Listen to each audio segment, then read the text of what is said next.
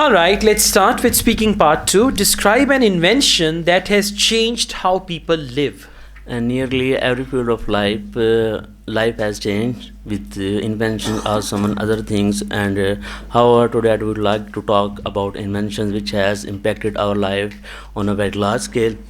And that one invention is internet. With the help of internet, we can communicate easily to our friend, our relatives, and we can talk to anywhere, and we can talk to anyone at any time.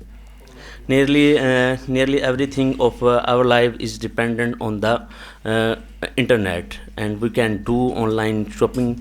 And before this, I want to say that this internet is not only limited to the communication or connecting with the people. It has different aspect on online shoppings, online banking, online ticketing. And if we hear the sudden news that we have to go out of the city and we don't have enough time to buy a ticket physically, and if we are driving towards the airports or railway station, on the way we can easily purchase the tickets.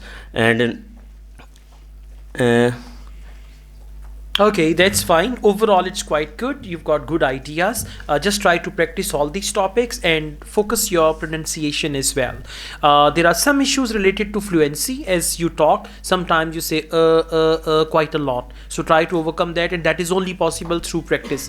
I mean, answers should be readily available. Okay. okay. I found some minor grammatical mistakes, like you said, communication to. It should be communication with. So these type of prepositional mistakes are there which you can overcome. Now let's move on. Speaking part 3. How has technology made our lives easier?